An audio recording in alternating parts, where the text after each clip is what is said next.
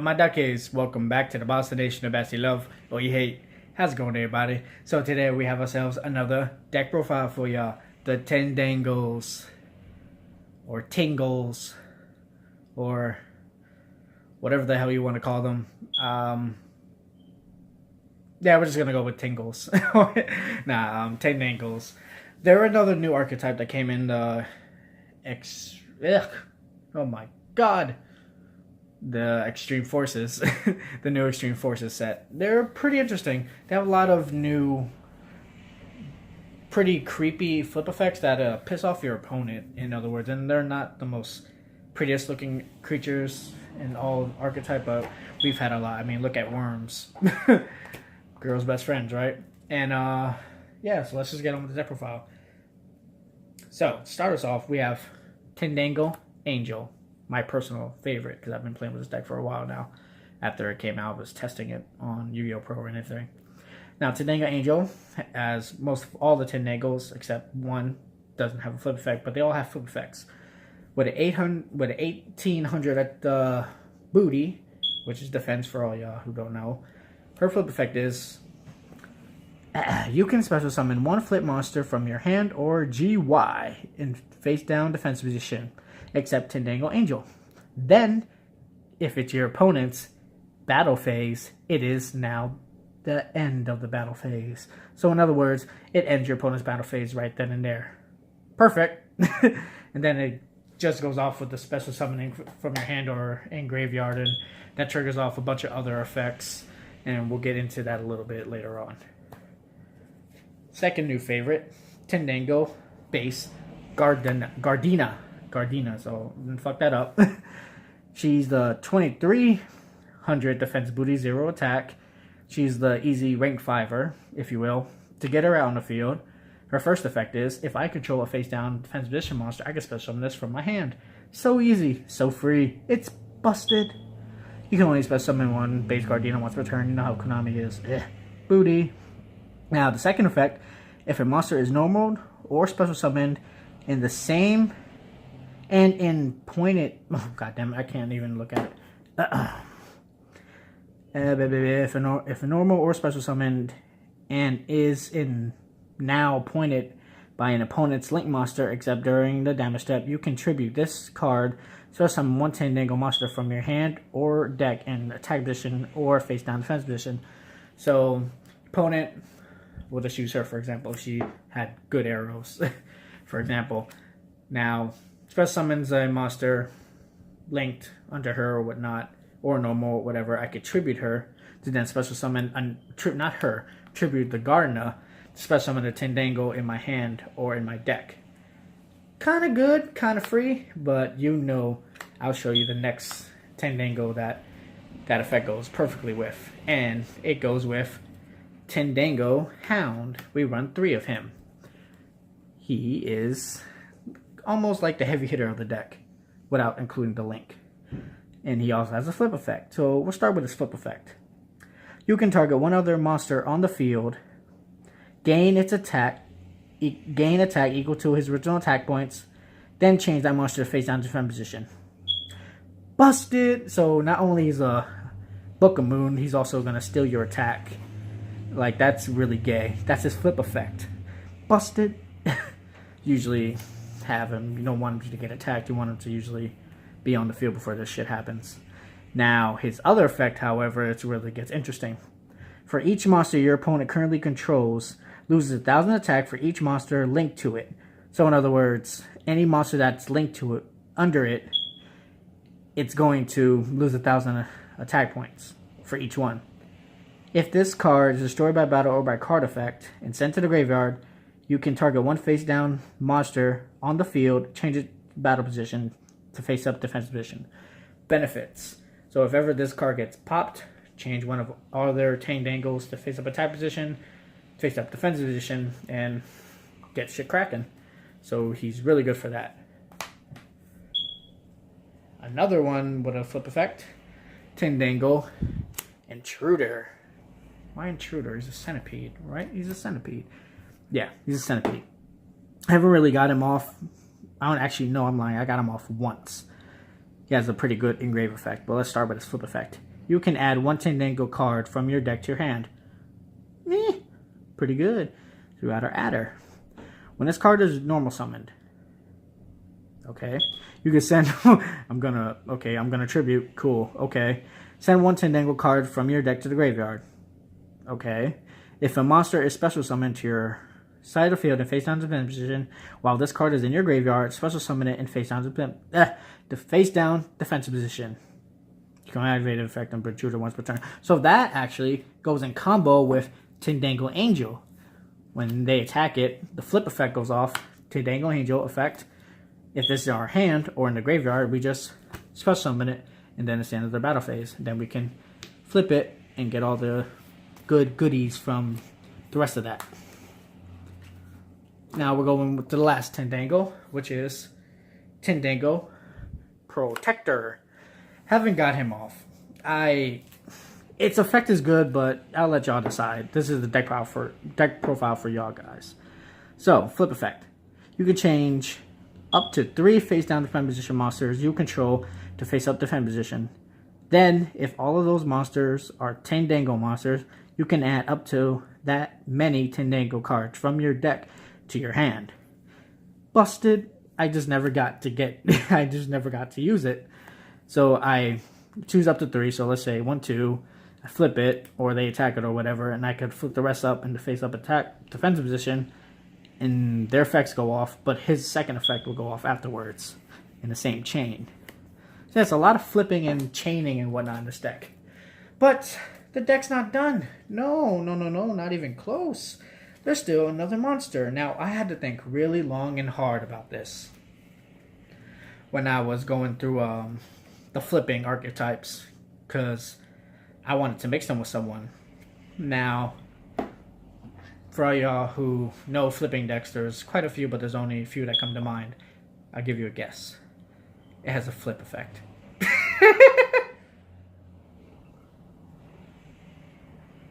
Anything? If you guys said Subterrors, you're absolutely wrong. Hell no.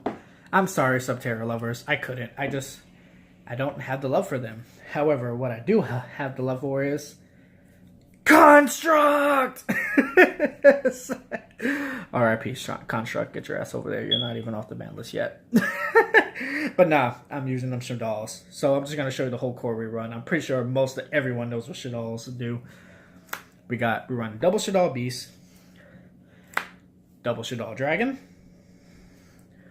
double Shaddoll Squivlia. I can't never get her name correct. Double Shaddoll Hedgehog, and last but not least, Shaddoll Falcon. Everyone knows what Shaddolls do, so I'm not even going to get into it. But yeah, I decided to go with the Shaddoll setup, and let me tell you, it's fucking beautiful. It's just so perfect that makes a nigga want to scream. And the last monster in this deck profile, double Prediction Princess. We all know what she does. And that's it for the monsters. Let's get into those spells. Let's start with the Tindangle spells, where the brokenness begins. I have problems pronouncing this word, so we're just going to go with it. Indurail Circuit? No, Indurail Circuit? Whatever, I don't care. Yeah, that happened. It's another Tindangle. It's the field spell, actually. So what it does is, if your opponent cannot attack...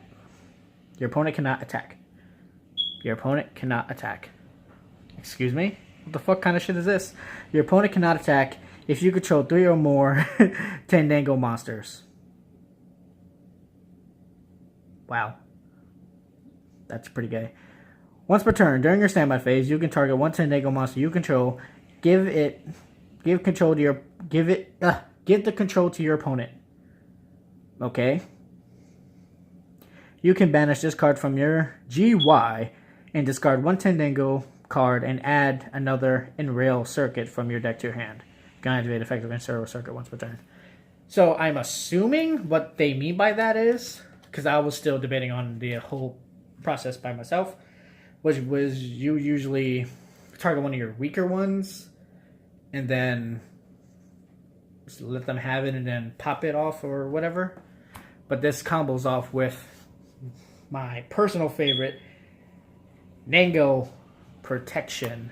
This card is gay.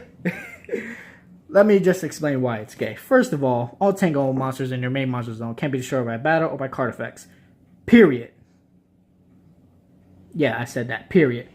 And if a Tindangle monster inflicts battle damage to your opponent, the damage just doubled. So, in other means, you would usually switch this to attack, use the field spell, give control to your opponent. Then, if you have a big beater or something like that, or usually a Tindangle, go out, attack it. You're dealing 4,400 damage to your opponent. That's going to hurt like hell if they doesn't storming or something else like that. And the same thing like the circuit, you can banish this card, discard another Tindangle in your hand to search out another one in your deck. So it's a benefit to its destruction. So they search each other out. So there's no need for like terraforming or left arm offering. Next we have the Prediction Ritual. You don't know what this does. This is to get out the ritual monster. Next, Shaddoll Fusion. Double of it. So you already know there's going to be a Shaddoll Fusion monster in here. Oh, I wonder which one it is. Guess this one down. Shit! Double pre-prep. We all know what this does. A Lower Darkness, because you guys know I love my draw power. Upstart Goblin. And just because the ban list gets changed tomorrow.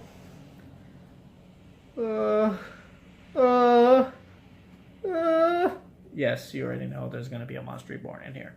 I've got it off once. Trust me, it feels so good to use this card again. Ugh. I honestly didn't think it would be in my lifetime that I will see Monster Reborn come back. But as all good things must come to an end, Monster Reborn, I have a feeling we'll be right back on that ban list in 2 months prior. But that's enough for the spells. Let's get on with the traps. Double Solemn Strike, because I take a lot of damage. Not only can they can't be destroyed by battle or card effect, but I do take damage. So I try not to put that many traps that would burn it away. I try to stay alive as much as I can. So I go with the standard Double Strike. That's fine, right? Now, the Tindangle Delune. I'm going to say Delune. Never got this card off, but I will try. Let's read what it does. I know what it does, but I'm just going to act like I don't for y'all. When you take battle damage from an opponent's attacking monster while you have 3 or more Tindangles with different name in your graveyard, you can destroy the attacking monster, and if you do, special summon 1 Tindangle Cerberus from your extra deck if you control no monsters in your extra deck monster zone. You can banish this card from your GY. Then target 3 Tindangle monsters with different names in your GY.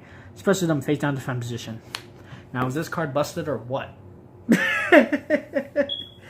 To trigger this off, all you have to do is take battle damage and 3 or more Tindangles with different names in your graveyard, but that's not really that hard. Kind of is, but really isn't. This card is just naturally busted. And for the Tindangle Cerberus, if you do not know, that is the Link monster, which we're about to get into now. So let's start off with double Tindangle Cerberus. He's pretty good.